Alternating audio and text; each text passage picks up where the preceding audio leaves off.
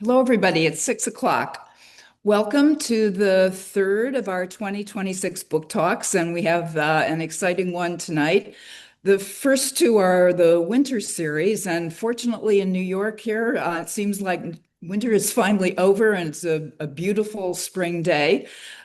We're joined, however, by Gerald Larson from Chicago. So there's a reason that we're online tonight, and there's certainly the temptation to be outside. So we particularly welcome all of the devotees of Jerry Larson and the Skyscraper for this talk that Jerry is giving on his new book called The Skyscraper in the White City. Now, well, and subtitle importantly, because the focus for Jerry's lecture tonight is the genius and the tragedy of John Wellborn Root. And you'll understand all the aspects of that from his richly illustrated talk and his long time kind of career length study of the brilliant architect John Wellborn Root, the partner of Daniel Burnham.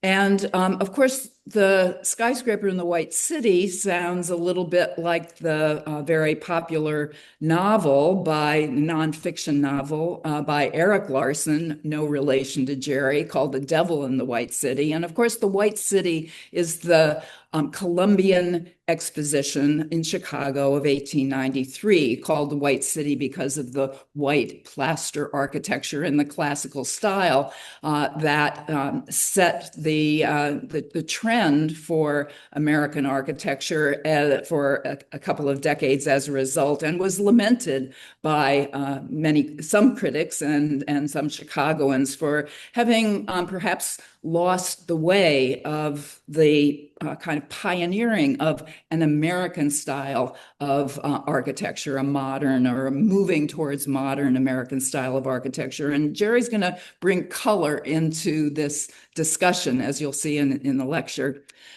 Jerry Larson was trained as an architect at the University of Michigan. He had a master's of architecture there, and he taught for, now retired, but he taught for about 40 years at the University of Cincinnati, where he taught studio architectural design, structures, and gravitated very much towards the history of architecture. And some of you, I'm sure, know his book, his blog, called the Chicago School of Architecture, and named after himself. The architecture professor is the name of the blog, where he explored in not so brief posts various aspects of especially the Chicago School skyscraper high-rise history. I picked one of the pages of the structure of the home insurance building that was salvaged and is on display in the museum, because a lifelong quixotic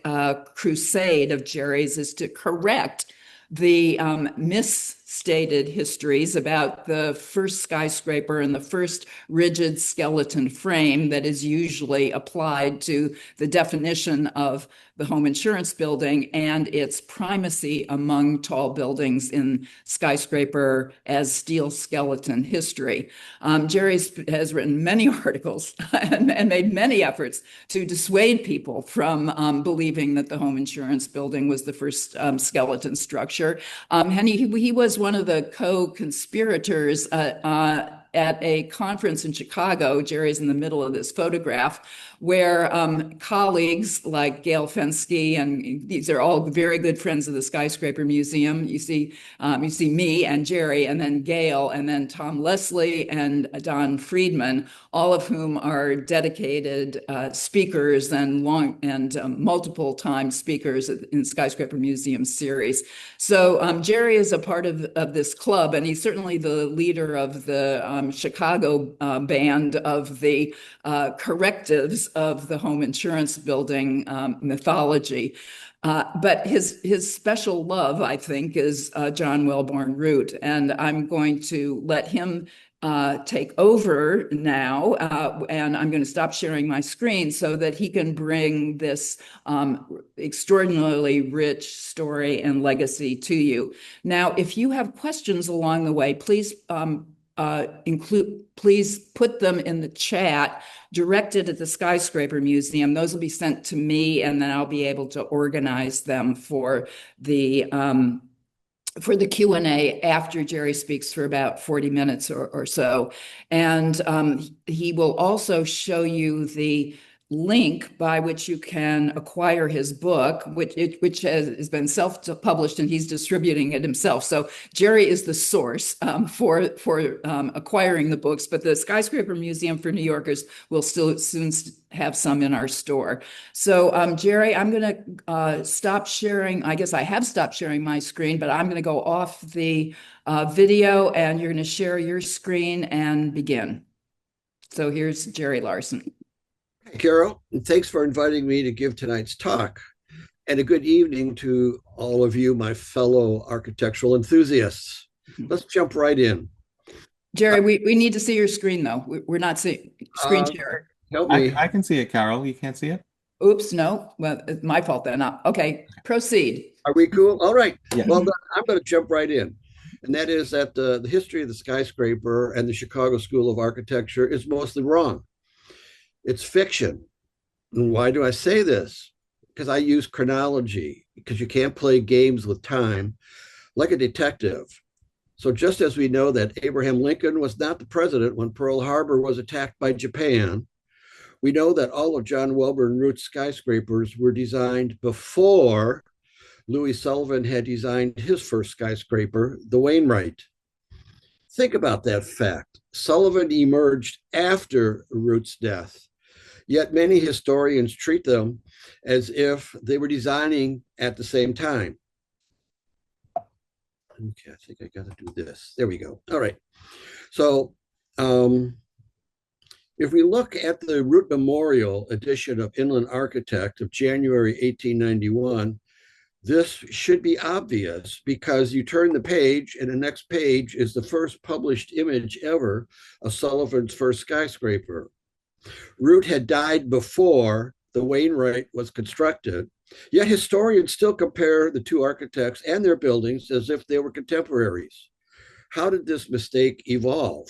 Well, I think first, Daniel Burnham had quietly let the memory of his departed partner disappear into the mists of history.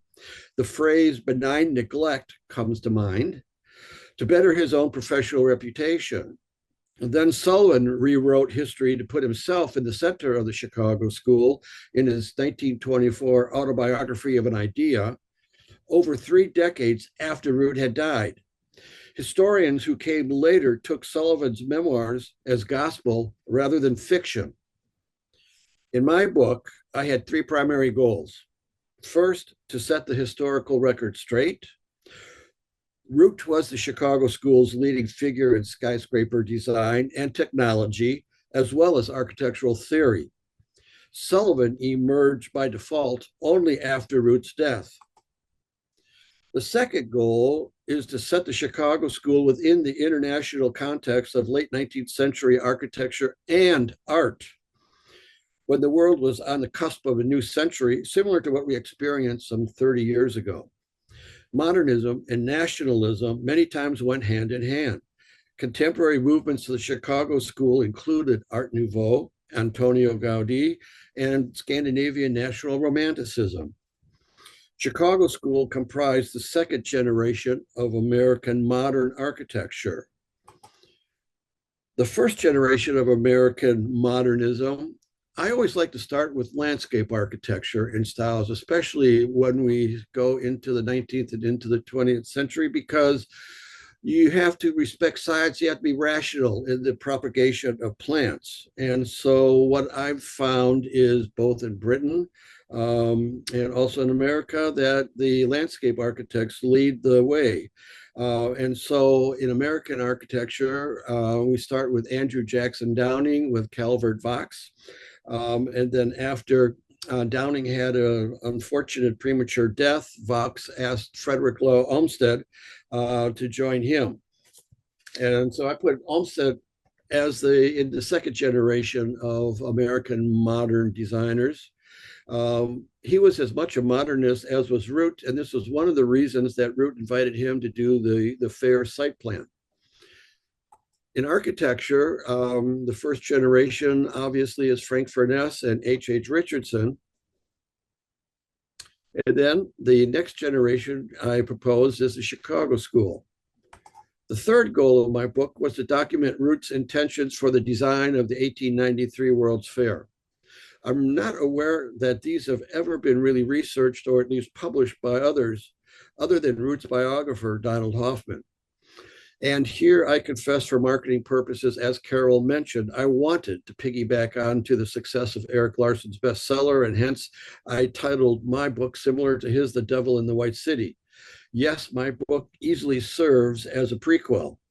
I stop exactly at the start of Larson's story. So in my book, there are two parts. Part one being his architecture, part two, the fair. What did Root do? Well, first of all, he designed more skyscrapers than the combined total of all the other Chicago architects during his lifetime. So I've listed them here. You can see that Root has designed 16 skyscrapers, whereas all the other Chicago architects combined total 14. But that's just the beginning of what Root designed. He designed over 160 houses in around Chicago. Now that's more than twice as many as Frank Lloyd Wright did during his Prairie Home period in Oak Park. That's got to just blow your mind. These were improvisations. I think he just, if you ordered a skyscraper, you got a house for free, is what it looks like when I'm looking at their work. But Burnham's biographer lists over 160 homes that were designed before Root died. These included 15 houses along Prairie Avenue, Chicago's Millionaires Row. And again, that's more than any other Chicago architect. In his skyscraper designs, today I want to first discuss Root's technology and then his artistic theoretical ideas. In skyscraper technology, my thesis has always been New York invented the iron skeletal frame. The cast iron front eventually moved into the interiors of buildings, and the prime movers of this were James Bogardus and Daniel Badger. Between the period 1847 and 1863. In other words, New York had developed the iron skeletal frame before the Civil War. And to prove it, all you have to do is look at A.T. Stewart's Iron Palace done in 1864. It is an 8-story department store. It was all iron skeletal framed. And this was proved after it burned in 1856, where they could go back in and take a look at the questionable pieces of structure. And they found structural columns in walls. So this was skeletal framed. Eventually, both of these manufacturers put brick panels on iron beams before the start of the Civil War. Bogardus did so in 2 shot towers, the first one here on the left in 1855. And then Daniel Badger built 2 7-story grain elevators in 1860 and 1862 that again used iron skeletal framing with brick enclosures sitting on the iron. That is, they use an iron frame supporting its non-load-bearing masonry envelope, and therefore it has been developed in New York before the Civil War. Now, a young New York architect who graduated from CCNY witnessed these developments, Peter B. White. He not only won the competition for the Academy of Design over here on the left, and he beat Richard Morris Hunt, among others, but he also then succeeded Hunt as the secretary of the young AIA. Most important, though, I think for us tonight is that the ornament on the right, you see here that he's designed. This is designed for a building that was designed by George Post. And therefore, I've found that Post and White were collaborating on a number of buildings. So as we look at George Post using iron skeletal framing, we can say that Peter White is very attuned and following what Post is doing with iron framing in his New York skyscrapers. In other words, they were very familiar with each other's ideas and buildings. Now, post-Civil War, New York invented the skyscraper principle, as you, Carol, had defined in your book, Form Follows Functions. Yeah, I can plug your book too. That is the addition of an elevator to a building, which occurred, by the way, the invention occurred in New York, 1854 with the Otis brothers. Everybody knows that. The addition of an elevator allowed more floors than the 5 to 6 floor physical limit for humans. Now, these extra floors could be rented out to generate income to offset the ever increasing costs of real estate in Manhattan. On the right is my favorite shot of George Post's Western Union building.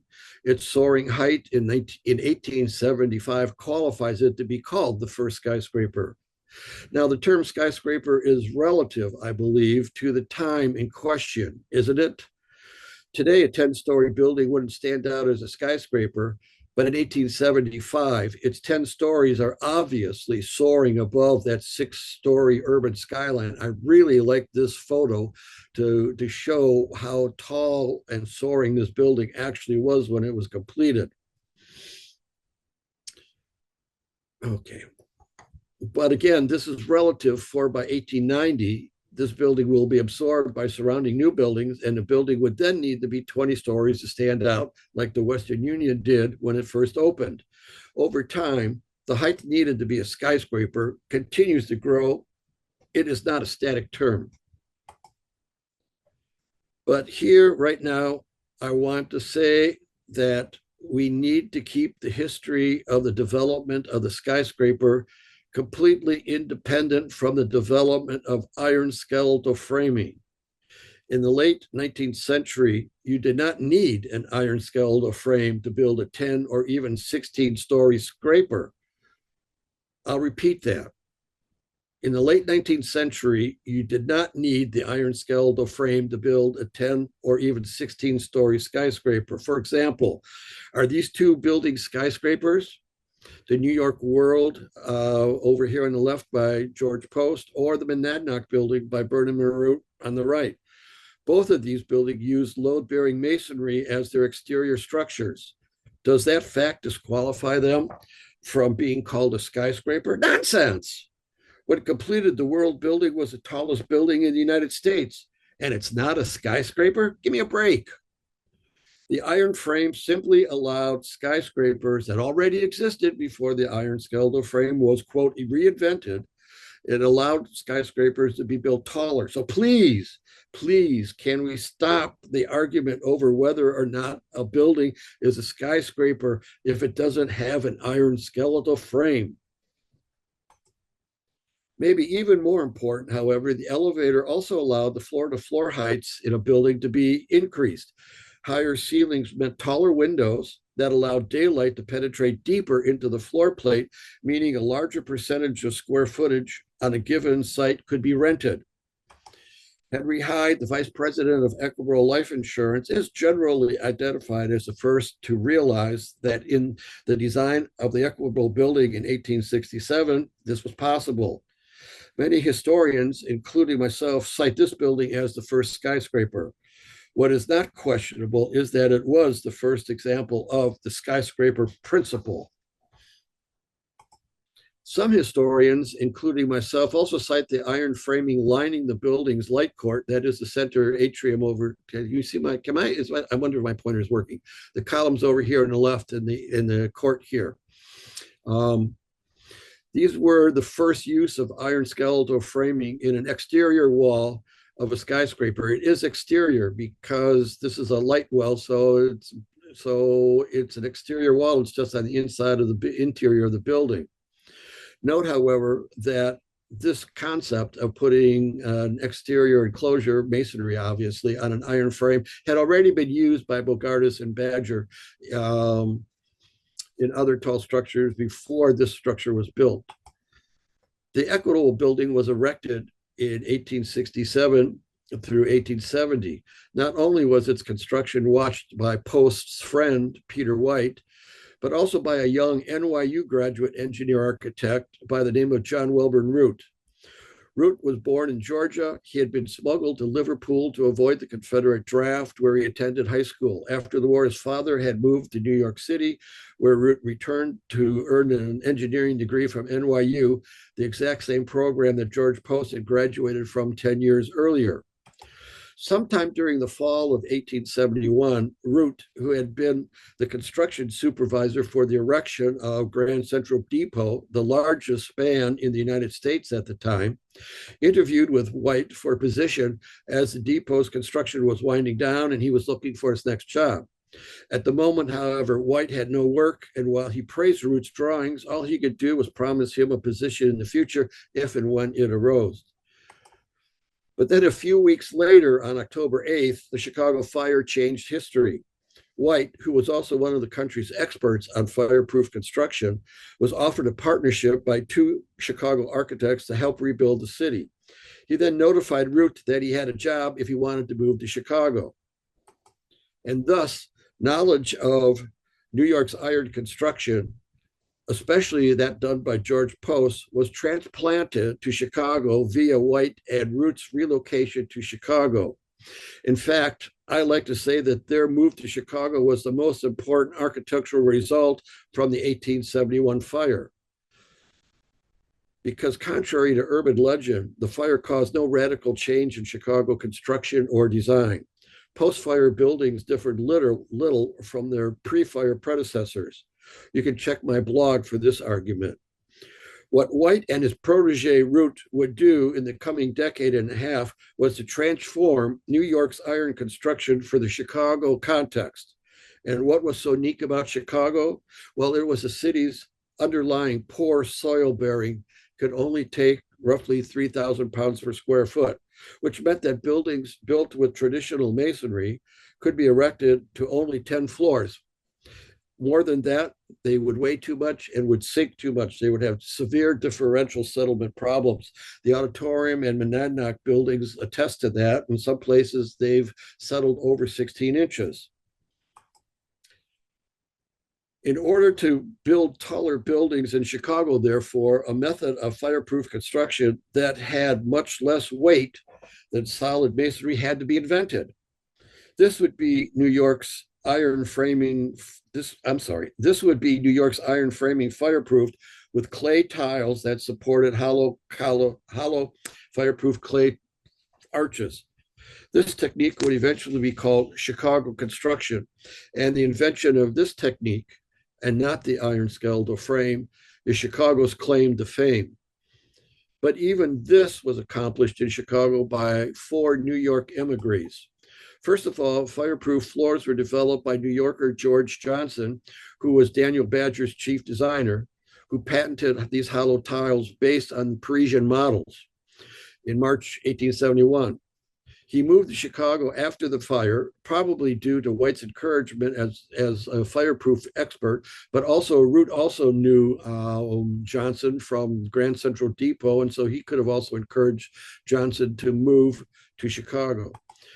Second, Peter White developed terracotta casings for iron columns that allowed the use of these columns. He eventually abandoned architecture completely for his own fireproof company, as you see here.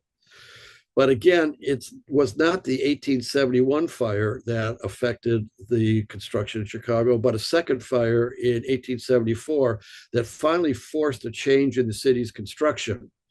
On July 14th, 1874, almost 3 years after the fire, another fire occurred.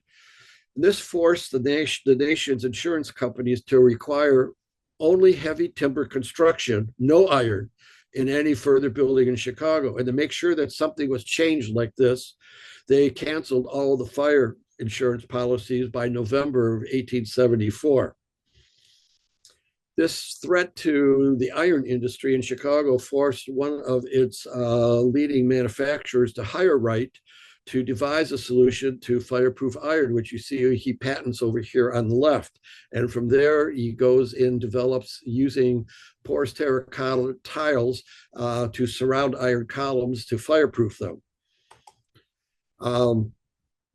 Then we've got Root being the third New Yorker, and he was the first to use iron framing in exterior walls in Chicago in his light courts, as Post had done in the Equitable and Produce Exchange, which you see here on the left. And I love this photo on the left because there's no question anymore that this building is completely iron skeletal framed around its atrium. Here you can see on the columns and the beams, it's there. Okay, catching up my notes. So the reason that iron framing was first introduced in these interior courtyards is that you're not weakening the exterior, the lateral build, the rigidity of the building, because the exterior masonry is still there. So you can experiment with all you want on the inside. Okay, these are exterior walls, so they still have to perform like an exterior wall, but they're not giving you any structural rigidity needed. And also, they're not subject to the building code because they're not on the property line. So that allows architects, George Post first, and then John Wellborn Root, to introduce iron framing and experiment with it before they put it on the outside of a building. First experiment by Root occurs, I believe, in the Phoenix building in 1885 in Chicago, where my arrow is pointing to the elevator bank there, is that this back wall, or at least this portion of the back wall, was actually iron skeletal framed. Here, Root was caught because he had a very thin floor plate. So what he did was he combined the structure for the elevator cabs as well as the exterior wall, which then allowed him to maximize the glass. Remember, these elevators aren't lit yet with electricity, and so they are requiring as much daylight as they can get. And so Root solves the problem for the first time in Chicago by using an iron skeletal frame on the exterior of the elevator banks here in the Phoenix building.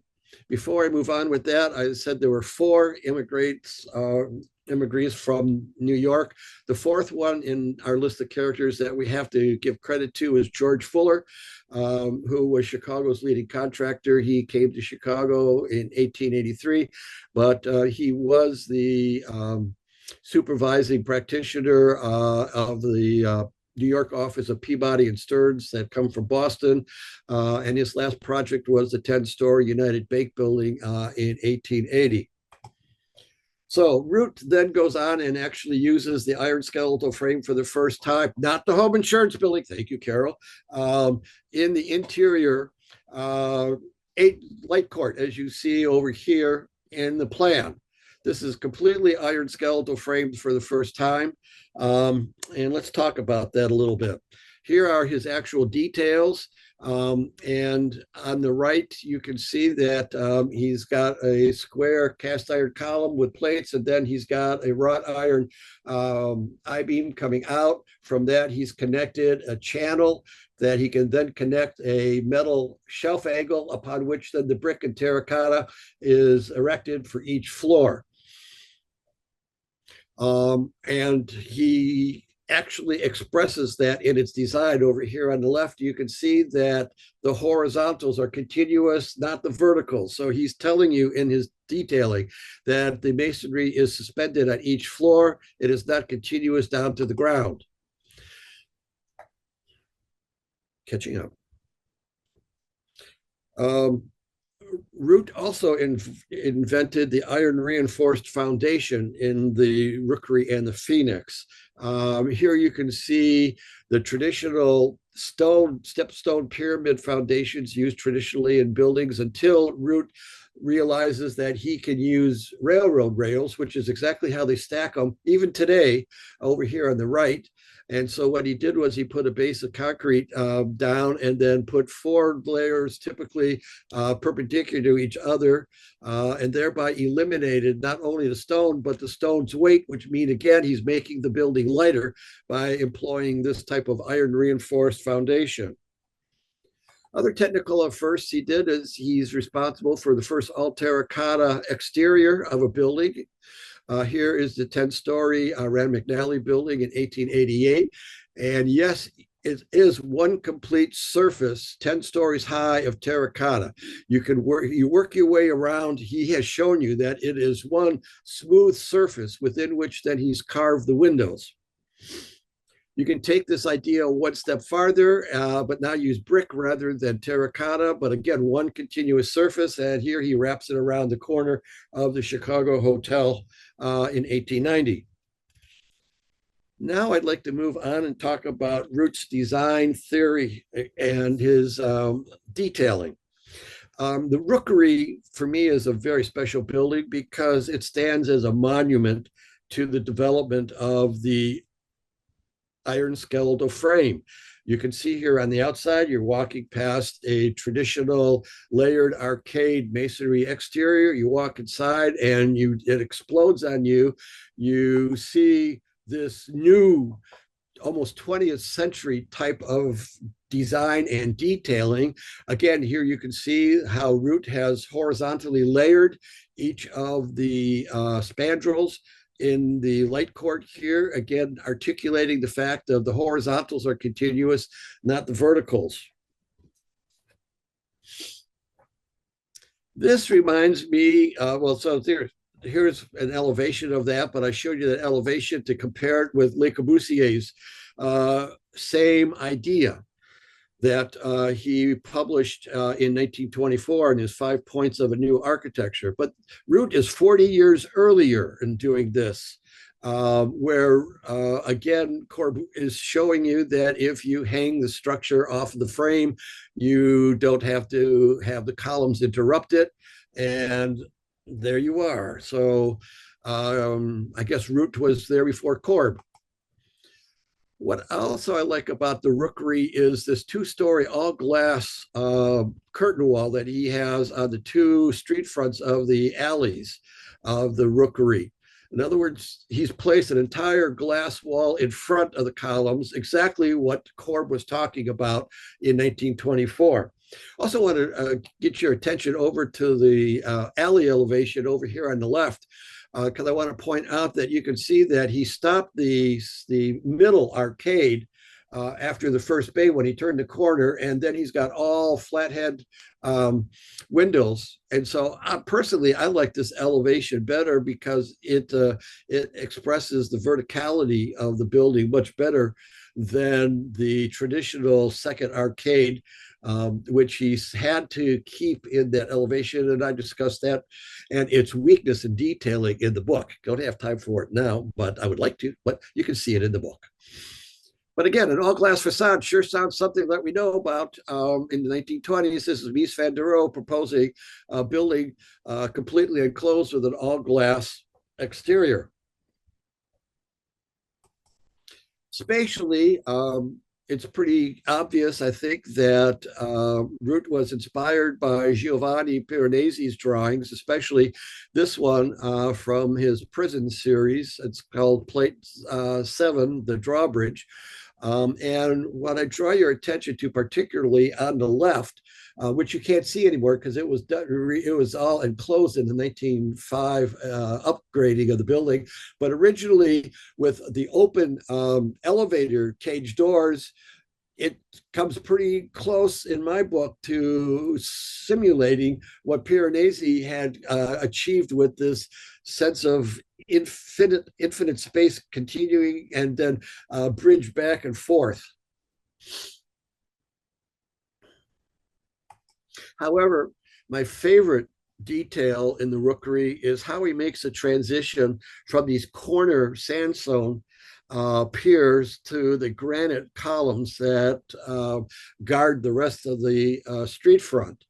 When you look at it carefully, he is extracting the column form from the pier, similar to how Michelangelo would release his sculptures from the stone block that he carved it out of. But if you really look carefully, he's also playing with the gestation of the column. In other words, the column's not coming out full blast. In the center image there, you can see I've got the finished column and then the birthing column. You can see that it doesn't have the same shape. The capital isn't quite as mature as the final capital. And then also at the bottom, you can see that whereas the final column has got 4 rings, the emerging column only has 2. I just love this detail and the creativity, the fun, and also the funness that Root has taken to give that transition from the rough stone pier to the polished granite column. Now, I want to look at Root's theory a little bit, two topics particularly, modern design and color, and the use of color in architecture. Root said the evolution of a modern style would be a two-step process. In 1890, he wrote a paper called A Great Architectural Problem. Quote, I believe it will be a rational and steady growth from practical conditions outward and upward toward a more or less spiritual expression. In my words, first, I need to understand what this new structural system and these materials have inherent as their characteristic before I can actually start as an artist to manipulate them, which is the second or spiritual phase of developing a new style. Errol Cernan this is a great example of what I think Root is talking about, because in the Yale hockey rink, Cernan first solved the problem structurally by having this huge concrete arch span the entire hockey rink. And then he realized that the entrance really was awful. And so while he kept the overall rational form, at the end, artistically, then he flips it back up to create an inviting entry.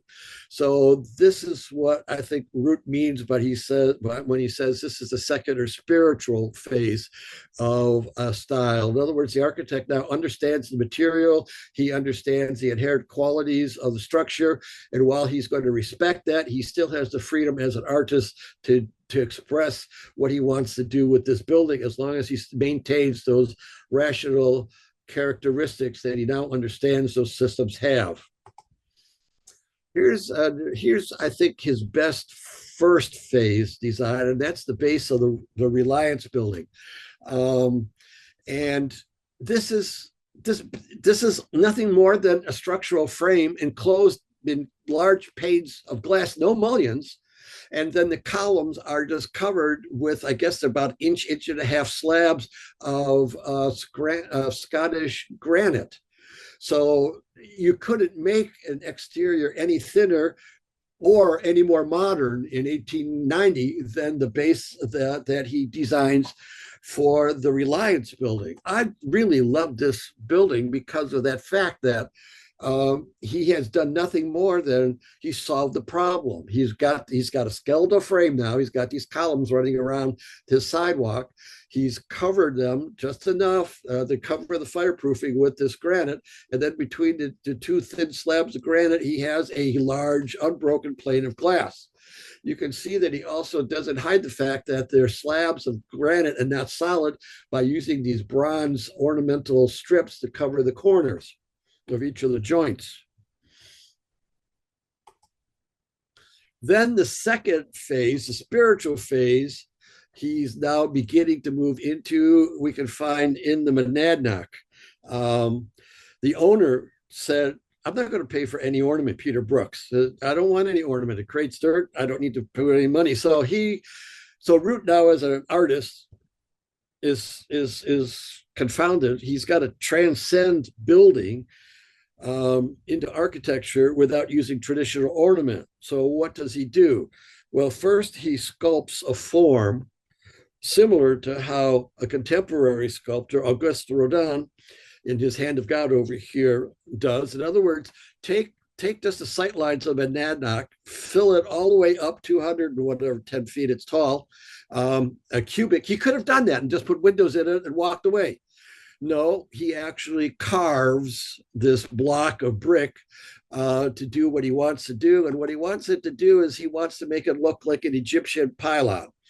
And so we've got everybody knows this famous corner of the Monadnock, which is just wonderful. He starts with a corner brick down here at the point at the bottom. And then as he moves up, he continues to increase the radius of this chamfer of the curve until it's a 3-foot radius at the top where it meets the cove cornice at the top. And it works. Why did he do that? Because he wanted he originally wanted to slope the surface of the Monadnock like a pylon.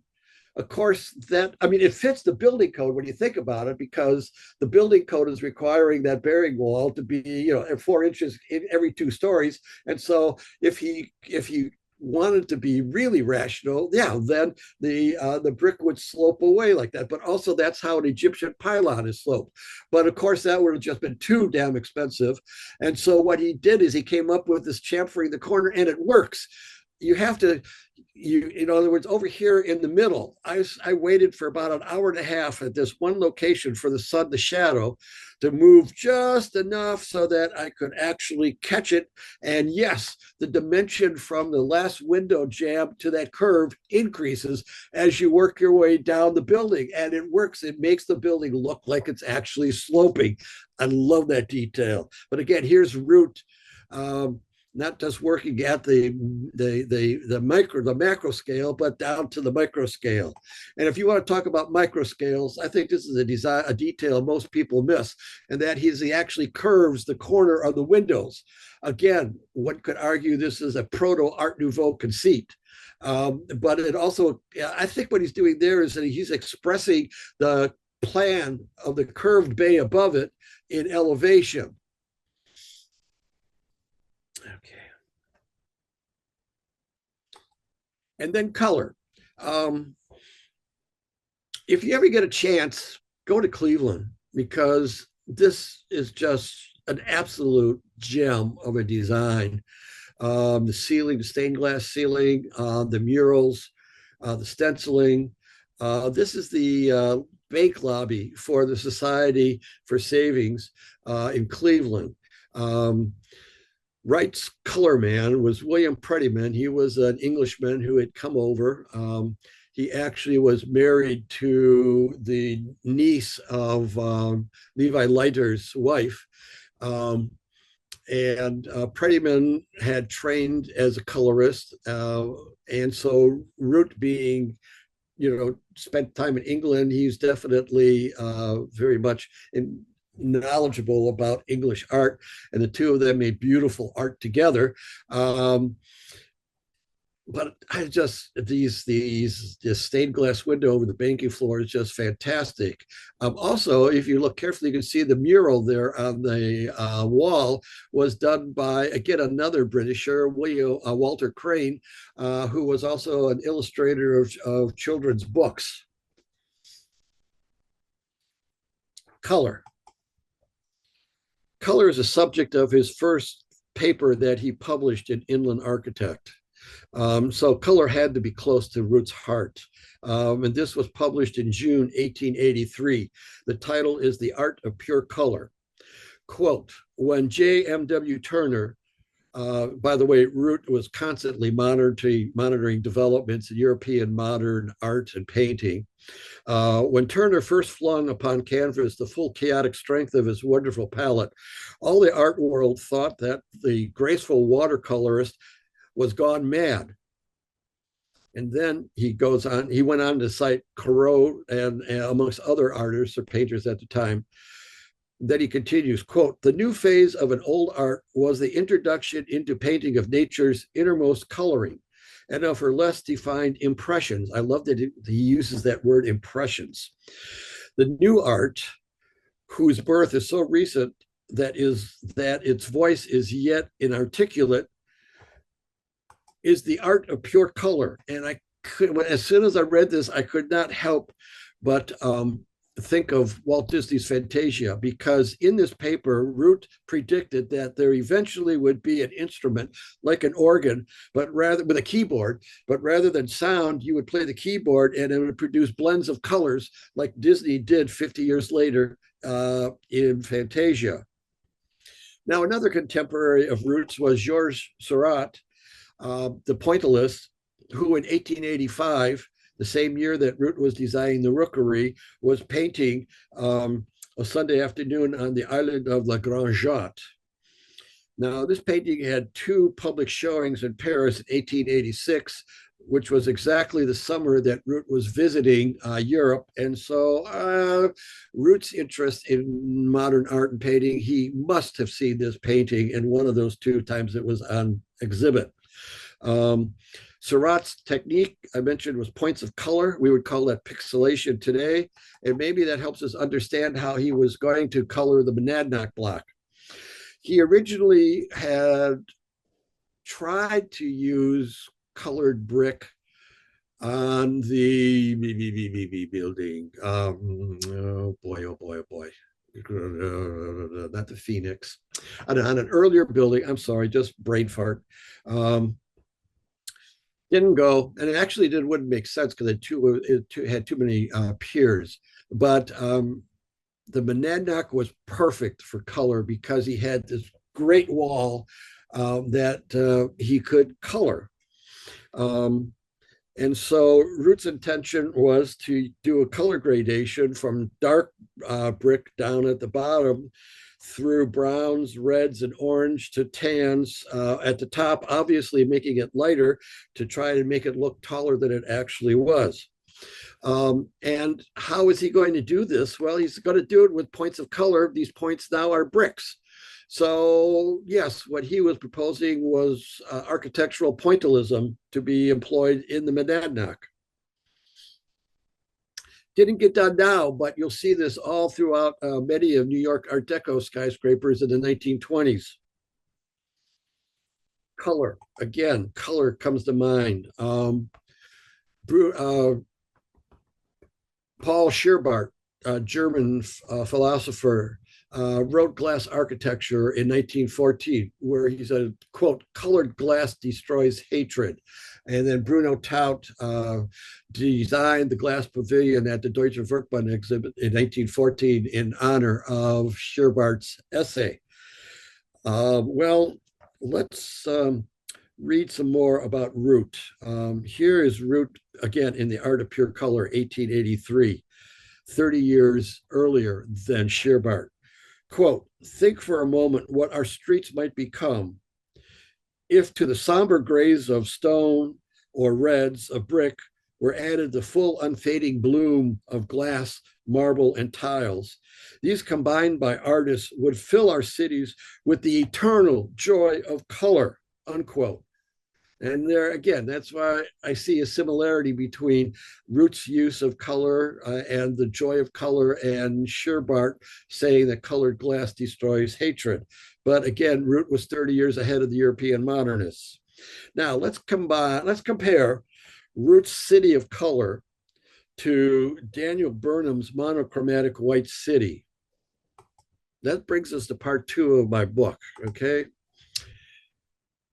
Here is an early drawing for a proposal, it might be by Root, for the fair being on the lakefront. What I want you to focus on here are the amount of shipping going on. Some sources quote Chicago having the busiest port in the world at this point, at least in America. But think about, don't forget that shipping, because Root is going to want that in his design for the fair.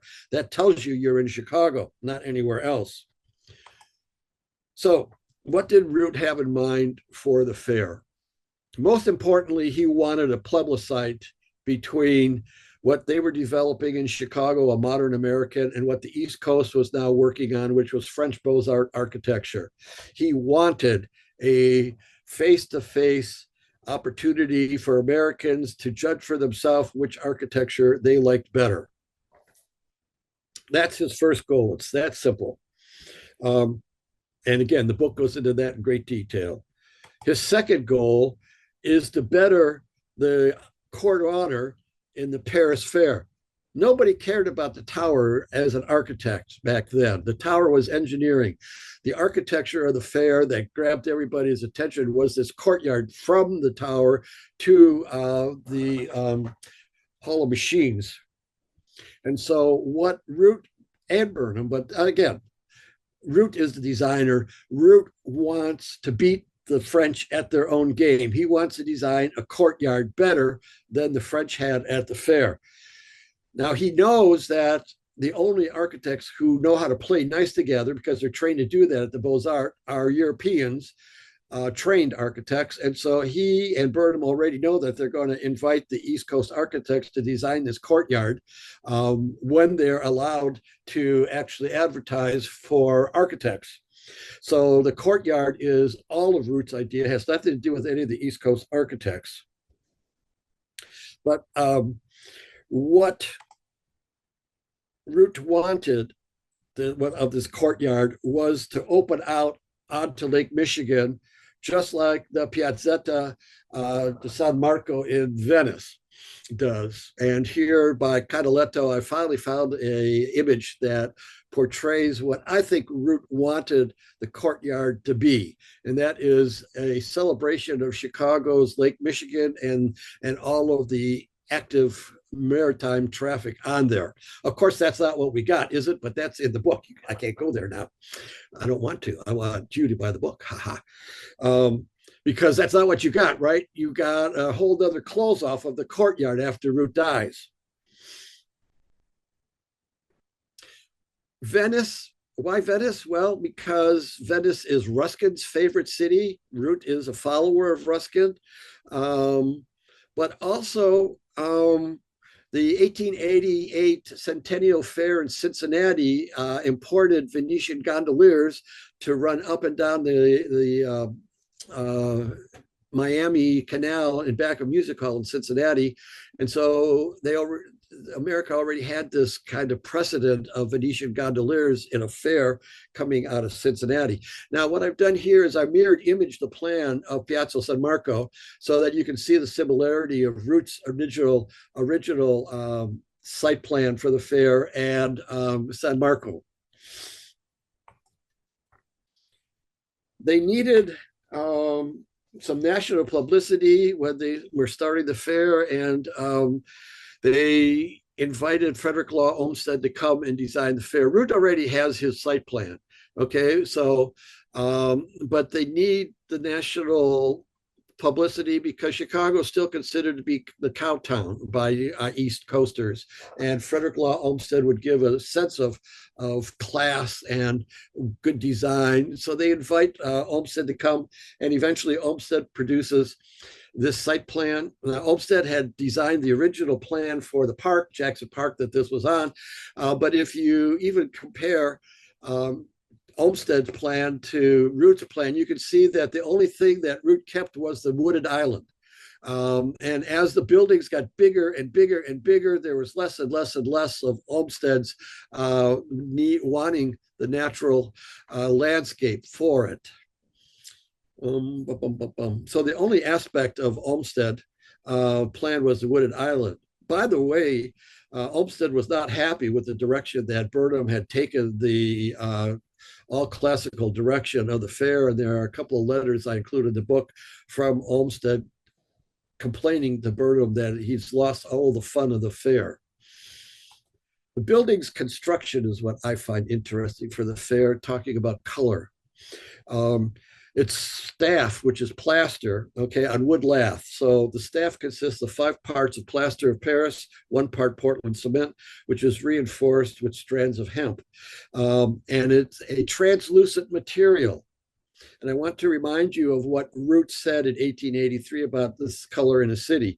Think for a moment what our streets might become if to the somber grays of stone or reds of brick were added the full unfading bloom of glass, marble, and tiles. These combined by artists would fill our cities with the eternal joy of color. Staff is translucent, and we have Root's sister-in-law, Chicago's famous modern poet, I stress that modern, Harriet Monroe, to thank for recording in her biography of Root the following. Anyone who saw the Fisheries Building when it was first completed in 1892 and noted the lovely amber tones of the staff melting graciously into the sunlight could not fail to feel a painful shock when this seductive bloom was hidden forever under the heavier white. Somehow, the poetry of the building seemed to have gone out of it. Root and Prettyman were planning to use current technology, transparency of the staff, and electric light. And the Maison de Verre comes to my mind exactly as an example of what could be done with the electric light, because colored electric light had been used in the 1888 Cincinnati Fair, actually. And so what possibilities were they exploring by using colored oil tints on the staff with the electric light? But unfortunately, that didn't happen because after Root's death, Burnham sacked Prettyman and unilaterally decided to paint all the buildings classical solid white, which of course is an error in itself, right? Because we know that classical buildings were all polychromed anyway. And that offers a really tempting idea that what would have happened if Prettyman and Root decided to take the classical buildings of the East Coast guys and leave them white in the staff in the daytime, but then use colored electric lights to portray what they might have been colored as real, authentic classical buildings, similar to what the French do with the Gothic cathedrals today. Well, anyway, ending up here, let me summarize. After Root's premature death, Burnham adopted the nascent classicism from the East. He would later call Root's designs naive. Burnham referred to their work in the 1880s as, quote, romantic and lacked discipline and conviction, unquote. Quote, H.H. Richardson had the lead in architecture up to the end of his death. His art died with him. By 1890, when Root was still very active, however, no one any longer cared for this sort of work, unquote. I can't believe that Burnham ever said that. In interviews with his biographer, Charles Moore, Burnham said that Root's replacement, Charles Atwood's Fine Arts Building, now the Museum of Science and Industry, was, quote, the most beautiful building he has ever seen, unquote. And that, quote, Atwood stood at the page of history as the greatest architect of our times, unquote. James Ellsworth, the South Park's commissioner, who had invited Olmsted to Chicago, stated, quote, one would never have thought from Mr. Burnham's actions that he had ever possessed a partner, unquote. Meanwhile, Sullivan finally hit his stride in late 1881 and 92. But by then, the winds of fashion had changed 180 degrees, and few people were interested in his work. While Burnham would benefit greatly from his partner's death, however, I want to remind you that Root was the designer of the pair, not Burnham. So if Root had lived, Root would have been known today as the father of American city planning, which should blow your mind because Burnham's always the great city planner, right? Well, that would have been Root if Root had lived.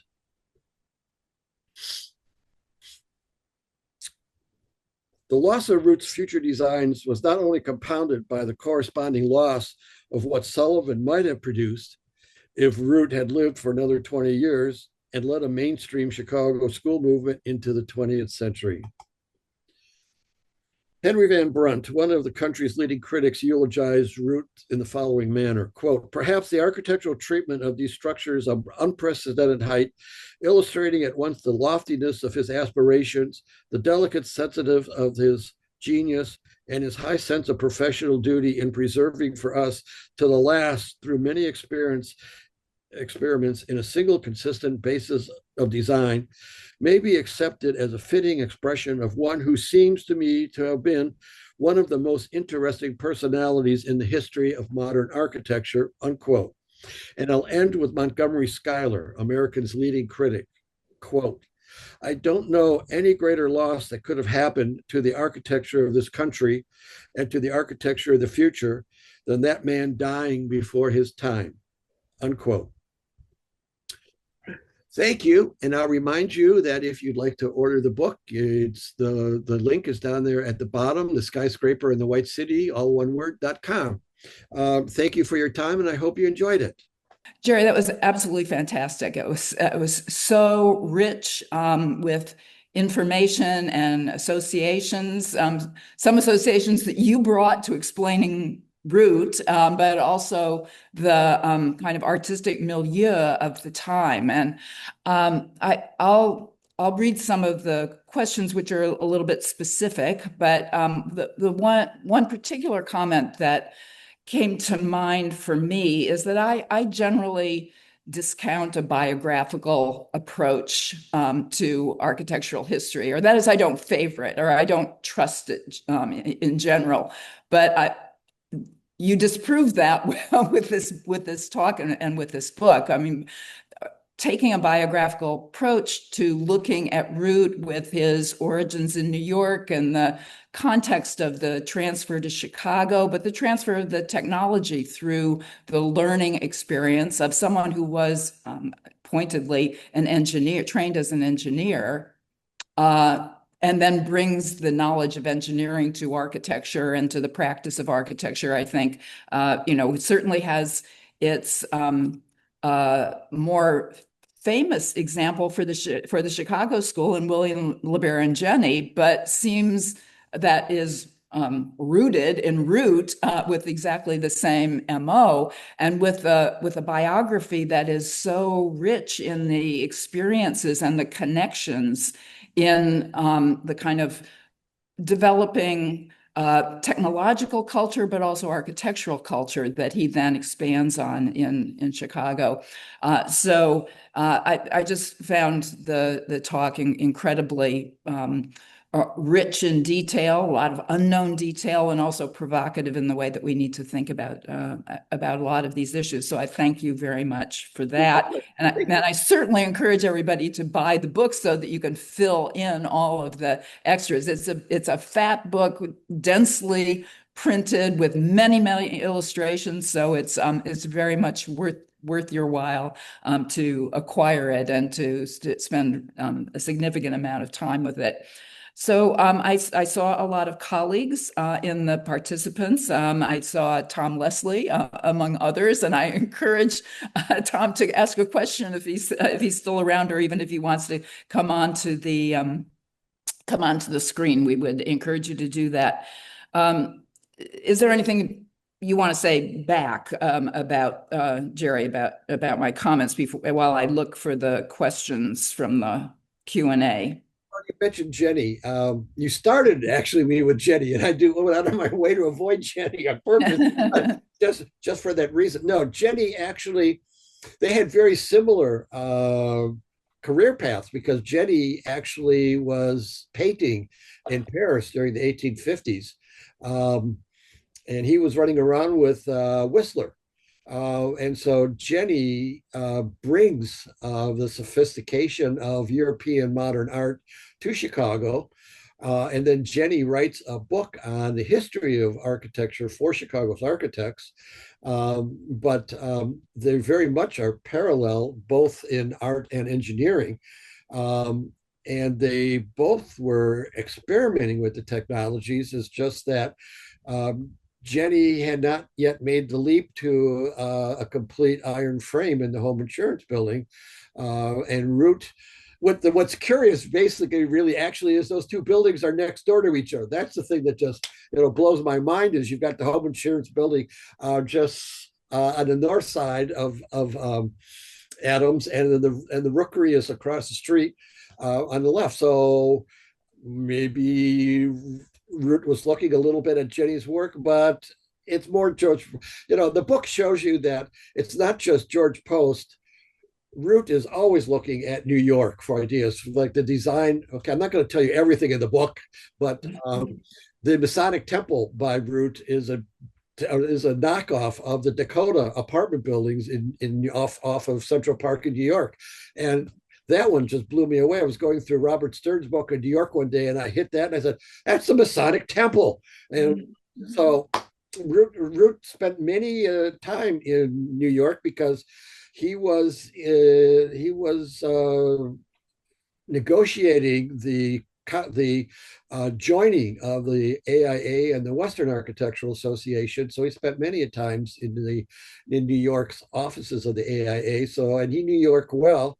And so he never always took notes, and you can find many little New York details in his Chicago buildings. Mm-hmm. Well, we did get a question from Tom Leslie, so let me read it to you from the phone. I'm shaking in my pants. Go ahead. No, it's he's the first two words are "great talk!" exclamation point. So, but he asked the Egyptian interpretation of Monadnock is one that he's always tweaked by. He says Root knew that the bay windows were actually cantilevered out from the building's hidden steel frame. Why do you think he chose to suppress this logical, in parentheses, expression in favor of the fictitious Egyptian style? Again, I think he was, I would say Egyptoid or Egyptian inspired. It's not literal. Um, in its it didn't copy the details, and so um, I couldn't actually, I don't know why. I can't, I'm not in his head. I wish, but again, what I find in Monadnock is, especially if he was allowed to build the other half, and he had to split where they joined, it really would be an updated version of the form of an Egyptian pylon. But I think that it probably is because Egyptian, when you think of wall, it's Egyptian architecture. But nobody did a wall like Egypt. You know, there are no fake pilasters cut in like the Romans and so on. If it's a wall, it's a wall. And so, okay, I can use that as an inspiration. But again, he's not literally copying Egyptian architecture. He's kind of coding it. But I really like, and it wasn't my Donald Hoffman. I got to give him credit for coming up with his sculpting that form. But yeah, in my lectures, in my history lectures, I would say that what Root has done is architecture before the Monadnock was always a building with sculpture on it, and after Monadnock, architecture was a sculpted form that was the building. Hmm. We have another question that's kind of style-based, so I'll read it from Dennis McNamara. Historians often treat Root as some kind of inferior version of mid-century modernism, weighed down by the remnants of traditional architectural expression and materials because of the dates of his lifetime. Did Root value classical detailing in itself? In other words, is he something other than an inventive pre-modernist? A lot of assumptions there, but see if you agree or not with those. Well, I don't. He's not a mid-century. He's a late century. He's 1880s. He's definitely a modernist because his writings allude to or searching, and he says we may never actually achieve a modern style. But at the same time, because I believe he had a photographic memory, or what now it's called an eidetic memory. He could easily call, and he was a great drawer. He could draw anything. So, I mean, I would say that any style was open for him to play with in his improvisations in those houses, and he enjoyed it. In my book, again, I compare him to Mozart and Bach, but it's Bach that I really no, I can't remember. But Root improv, I guess it was Mozart, just doing the improvisations. He was a great pianist, and so he could do improvisations on any style that that he wanted to, or if a client wanted to, and you can see that in the house designs and the detailing. So to answer the question, I don't think that he would shy away from using a classical detail, probably tongue in cheek, knowing what little personality I'm in his head for the last 40 years. I could see him using classical details, but more as a tongue in cheek than as a serious architectural detail. So I think maybe by way of concluding, because we're at 7:10, you mentioned drawings and being a great draftsman. Where are most of his drawings, and is there a lot still to be mined there? Boy, Donald Hoffman and I really could go off on that. We could do a riff on that one because I actually was able to finally get in contact with Mr. Hoffman, and he was a dear help. Though he says I'm no longer into the Root thing, but he said I couldn't find any drawings of Root's design for the Reliance. And in the book, again, they have like 12,000 drawings at Harvard by H. Richardson. He's a contemporary of Root. I I I raised the issue. Did Daniel Burnham consciously destroy many of the drawings after Root died? The reliance, I'm sure he did. Okay. One of the fun things I've run into since I've launched the book is a number of Root's relatives have contacted me. And so only one has had a drawing that they've shared with me. Nobody else has any of the drawings. Well, let me say, if that's not, I guess, William Steele, who is leaving you a message here, who says, on behalf of John Wellborn Root's descendants, much appreciation for this thorough research and presentation. Great-grandson, granddaughter, William and Nikki Steele. So you done good by by the legacy Well, of Root. I asked them flat out, because you've got a source for drawings. What do you have anything that we might be able to use?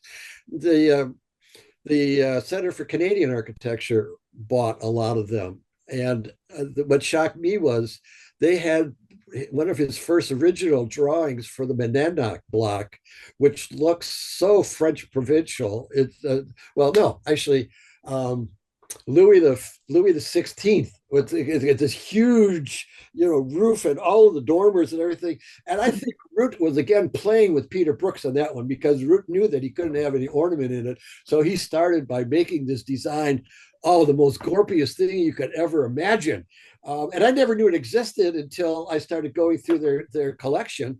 And again, they've been very helpful. And they actually showed me this. They showed me their collection of the drawings they had in Monadnock, and they blew me away because they had one earlier drawing that anybody has been able to publish before. So I said, whoa.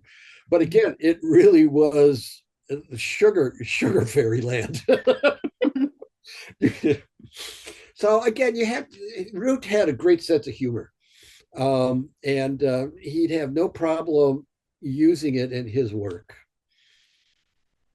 Well, you've certainly shown us tonight that Root was endlessly fascinating, and that you could spend a good 30 or 40 years studying him, and you have, and putting it all together in this book is really a gift to architectural historians. So I encourage everybody again to find the book and to contact Jerry if you have more questions. I'm sure he'll be happy to respond and carry on correspondence and be the source of more great information. So Jerry, thanks so much for sharing all of this with us tonight, and thanks to everybody else for joining us.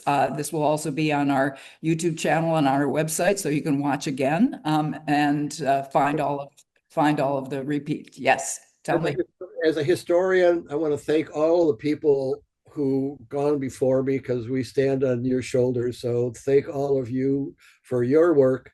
And again, that's my job now, is to share it with everybody coming afterward. So if you've got any questions or need of any illustrations or anything, please contact me, because that's what we're all about. Thank you for tonight. That's so generous. Thanks, Jerry. And thanks everybody for joining us, and we'll see you next time. Good night. Good night.